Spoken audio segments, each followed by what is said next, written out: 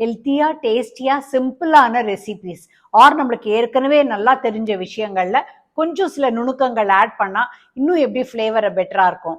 இந்த மாதிரி விஷயங்கள் ஷேர் பண்ணுறதுக்காக அறுசுவை அரசர் திரு நடராஜன் அவர்களுடைய மகள் அறுசுவை ரேவதி பேச போகிறாங்க. நமஸ்தே. பூர்ண சக்தி, a gateway to graceful aging. Idiyappam ஆற்றுலேயே பொழிஞ்சு கொஞ்சோண்டு மாவு எடுத்து இடியாப்பம் சாப்பிடலாம். இடியாப்பமே 2-3 வகையாக பண்ணலாம். இடியாப்பத்தில் வந்து ராகி இடியாப்பம் பண்ணி சாப்பிடலாம். அந்த மாவுலேயே கருகப்பிலை பொடி இருந்ததுன்னா போட்டு அந்த மாவுலேயே கரைச்சி இடியாப்பம் பொழிஞ்சோம்னா கருகப்பிலை மாதிரி க்ரீன் கலரில் வரும். குருமா மாதிரி எல்லா காயையும் போட்டு தேங்காய் பால் அரைச்சி விட்டு குருமா மாதிரி லைட்டாக காரம், இந்த மைல்டாக 2 கிராம்பு இந்த இது கலந்து குருமா தொட்டுன்னு சாப்பிட்லாம். கொழா புட்டு ரொம்ப ஈஸி. அரிசியை நல்லா மைல்டாக வறுத்துட்டு பொடி பண்ணி தேங்காயை துருவி வச்சுக்கணும். இதை வந்து இந்த மாவு நல்லா வெந்நீரை விட்டு நல்லா 2 உப்பு போட்டு பெசரிண்டு அடியில் தேங்காய் பூவு மேலே அந்த அரிசி மாவு, அடியில் தேங்காய் பூவு மேலே அரிசி மாவு, அப்படி நல்லா அந்த குழால் ஃபுல்லாக போட்டு வச்சு வேக வச்சிடணும். 2 மினிட்ஸில் வெந்துடும் அது. அதை எடுத்துகிட்டு தட்டினோம்னா சின்னதாக வரும். அதுக்கு மேலே சர்க்கரையை தூவி சாப்பிடலாம், இல்லை பால் விட்டு சாப்பிடலாம், பொங்கல் சாப்பிடலாம் காத்தால். அது வெந்து இருக்கும்போது கெட்டியாக தெரியும். கொஞ்சம் வெந்நீரை விட்டு இதை தாளித்து கொட்டி கலந்தோம்னா நம்ம லூஸாகவும் இருக்கும், சாப்பிட்றதுக்கு நல்லா ஸ்மூத்தாகவும் இருக்கும். அதுக்கு தொட்டுக்க பண்ணுறது கொஸ்து தான் பொங்கலுக்கு நல்லாயிருக்கும். கத்திரிக்காய், வெங்காயம், தக்காளி, பச்சை மிளகாயை நறுக்கி வச்சுக்கணும். முதல்ல வெங்காயத்தை வதக்கிக்கணும். அதுக்கப்புறமா தக்காளி, கத்திரிக்காய் 3ஐயும் வதக்கி பச்சை மிளகாயம் கீத்தி போட்டு நல்லா வதங்கினதுக்கப்புறம் 1 டம்ளர் தண்ணி போட்டு உப்பு மஞ்சப்பொடி போட்டு நல்லா கொதிக்க விடணும். ஒரு சாம்பார் பொடி 1 ஸ்பூன் போட்டேன்னா நல்லா கொதிக்கும்.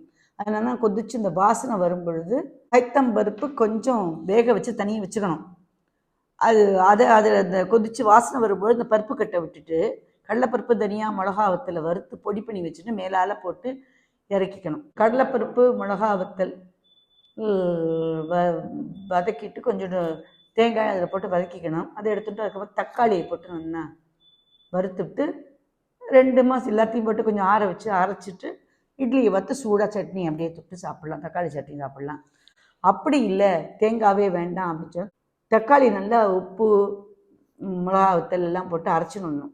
பெருங்காயம் போட்டு அரைச்சிடணும். அடுப்பில் எண்ணெய் அரைச்சிட்டு அடுப்பில் எண்ணெயை வச்சு கடுகு தாளித்து கொட்டிட்டு இந்த அரைச்ச தக்காளி தூக்கி அதில் கொட்டினோம்னா நல்லா கொதிக்கணும். அது தண்ணி விட்டேன்னா நல்லா கொதிக்கும். கொதித்து இந்த பச்சை வாசனை போகணும். நல்லா சாப்பிடும்போது நல்லா அந்த தக்காளியோட ஃப்ளேவர் மட்டும் தெரியணும். இந்த பக்கம் இட்லி பாத்திரத்தை வச்சுருவேன். அடுப்பில் குக்கரில் வந்து கொஞ்சோண்டு பருப்பு போடுவேன். துவரம்பருப்பு இல்லை பைத்தம்பருப்பு, ஏதாவது ஒரு பருப்பு. 4 தக்காளியை வெட்டி போட்டுடுவேன். பச்சை மிளகாயை கீத்தி போட்டு 2 ஸ்பூன் மிளகா அப்படியே போட்டு 2 டம்ளர் தண்ணியை விட்டு கொதிக்க விட்டுடுவேன். அது போட்டு மூடிடுவேன். 2 சவுண்டு வரும். அதை இறக்கினேன்னா கருவேப்பிலை பிச்சு போட்டு கடுகு தளிச்சு கொட்டினா அது சாம்பார். முதல்ல டிகாஷன் போட்டுக்கணும். ஃபில்டரில் சின்ன ஃபில்டராக இருந்தால் 4 ஸ்பூன் பொடி, பெரிய ஃபில்டராக இருந்தால் 6 ஸ்பூன் பொடி போட்டு நல்லா கொதிக்கிற தண்ணியை ஊற்றிடணும். ஃபஸ்ட்டு டிகாஷன் எடுத்து விட்டுக்கணும். பாலை இங்கே அடுப்பில் நல்லா கரண்டி போட்டு பொங்க காய்ச்சணும். சும்மா அது பொங்கி வரும்பொழுது காய்ச்சினோம்னா டேஸ்ட்டு வராது. நல்லா காய்ச்சி 2 தடவை பொங்கி வரும்போது பாலை அணைச்சிட்டு டிகாஷன் விட்டு சர்க்கரையை போட்டு அது மேலால் ஏடை தள்ளிட்டு பாலை விட்டு குடித்தோம்னா coffee taste, first coffee taste நல்லா டக்கராக இருக்கும். எலக்ட்ரிக் ஃபில்டரில் வந்து டிகாஷன் வந்து திக்காக வராது, கொஞ்சம் நீர்க்கதாக இருக்கும். பொரிச்ச குழம்பு பண்ணி சாப்பிட்லாம். அவரைக்காயை வேக வச்சுட்டு பைத்தம்பருப்பும் அவரைக்காயமாக நல்லா வேக வச்சுடுறது. 2 உளுத்தம்பருப்பு, மிளகு, தேங்காய் எல்லாம் வறுத்து அதை அரை வழியாக கொடுத்து பெருங்காயப்பொடி போட்டு கடுகு தாளிச்சு கொட்டி அதை கூட்டு மாதிரி சாப்பிட்லாம். அது ரொம்ப நல்லது உடம்புக்கு. அந்த பொரிச்ச குழம்புங்கிறது வந்து அவரைக்காயில் பண்ணலாம், புடலங்காயில் பண்ணலாம், கீரையில் பண்ணலாம். ரொம்ப ஹெல்த்தியாக வேணும்னு கேட்டீங்கன்னா அந்த மிளகு ஜீரகத்தை வறுத்து பொடி பண்ணி அதை வறுத்து பொடி பண்ணி வச்சுக்கிட்டு சாதம் சூடாக வச்சுக்கிட்டு பொடியை போட்டு நெய்யை விட்டு பொடிச்சு சாப்பிட்லாம். அது நல்லாயிருக்கும். அங்காய பொடி சொல்லுவாள். தனியா, 2 உளுத்தம்பருப்பு, மிளகா வத்தல் இதெல்லாம் வறுத்து நல்லா நைஸாக பொடி பண்ணி வச்சுக்கிண்டு சாதம் சூடாக வச்சுக்கிட்டு நெய் விட்டு சாப்பிட்லாம். அதெல்லாம் ஹெல்த்தி ஃபுட்டு. கொத்தமல்லி நல்லா வதக்கிட்டு உளுத்தம்பருப்பு, மிளகாவத்தூள் அதையும் வறுத்துக்கிட்டு நல்லா மிக்சியில் அரைக்கப்படாது, பொடி மாதிரி பண்ணிக்கணும். சாதம் சூடாக வச்சு நல்லெண்ணெயை சாத்து மேலே சூடாக விட்டோம்னா பளபளன்னு ஆயிடும்.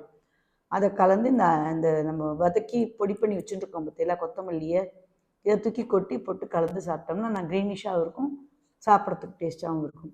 இதே தான் புதினாவையும் பண்ணணும். புளி கொஞ்சம் கெட்டியாக ஊற வச்சு கசக்கி எடுத்து வச்சுக்கணும். இஞ்சி இருக்குது பற்றியெல்லாம் மா இஞ்சி கிடச்ச நல்லது.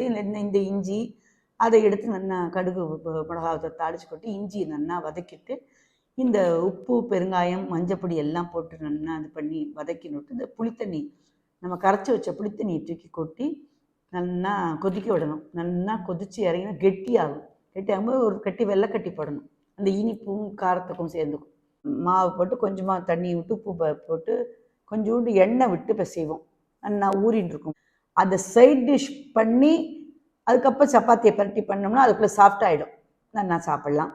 அது ஒன்று. பூரியை ஊற வைக்கக்கூடாது. பூரி அப்போ பிரட்டி அப்போ மாவு பிசைஞ்சு அப்போ திரட்டிட்டு சாப்பிடணும். ஆலு சப்ஜி பண்ணலாம். வெங்காயம் தக்காளி அரைச்சி வச்சுக்கிண்டு தனித்தனியாக மினி உருளைக்கிழங்கு நல்லா வேக வச்சு எடுத்து வச்சுக்கிண்டு அதை எண்ணெயில் கொஞ்சம் பொரித்து தனியாக வச்சுக்கணும். வெங்காயத்தை ஃபஸ்ட்டு நல்லா கொதிக்க விடணும், வதக்கணும். பொன் கலரில் வந்த உடனே தக்காளி தூக்கி கொட்டணும். அதுவும் நல்லா வதங்கினதுக்கப்புறம் நல்லா லிக்விடாக ஆனதுக்கப்புறம் அதுக்கு காரம் வெறும் மிளகாப்பொடி. அதில் இந்த மினி உருளைக்கிழங்கு வேக வச்சு பொரிச்சத்தை எடுத்து அதுக்குள்ளே போட்டு நல்லா ஒரு கொதிக்க விட்டேன்னா அந்த சப்ஜி ஆலு சப்ஜின்னு சொல்லி. இல்லை மிக்ஸ்டு வெஜ்ஜு சப்ஜி, சவுச்சவ் தக்காளி வெங்காயம் உருளைக்கிழங்கு அப்படி எல்லா காய்கறியும் போட்டு கலந்து நல்லா வதக்கிவிட்டு கொதிக்க விட்டு இறக்கி இந்த காரப்பொடி போட்டு தொட்டு சாப்பிட்டா மிக்ஸ்டு வெஜ் சப்ஜி. மில்லட்டில் பொங்கல் பண்ணலாம், கிச்சடி பண்ணலாம். மில்லட்டில் ஆனால் மில்லட்டை கொஞ்சம் ஊற வச்சு பதம் பண்ணிக்கணும். அதை தண்ணீரில் போட்டு மூடி வச்சுடணும். பைத்தம்பருப்பை வேக வச்சு இருக்க கரைச்சி வச்சுட்டு இந்த மூடி வச்ச ஜவ்வரிசி தூக்கி அதில் கொட்டி நல்லா கிளறிட்டு உப்பு பெருங்காயம்லாம் போட்டு எடுத்து வச்சுட்டு அதுக்கப்புறம் மிளகு ஜீரகம் நெய் முந்திரி பருப்பை தாளிச்சு கொட்டோம்னா அப்படியே அது கண்ணு மாதிரி மூச்சுன்னு இருக்கும். இந்த மாதிரி மெயின்டைன் பண்ணலாம், நல்லா ஹெல்த்தியாகவும் இருக்கலாம், நல்லா ஹெல்த்தியாக சாப்பிடுங்கோ.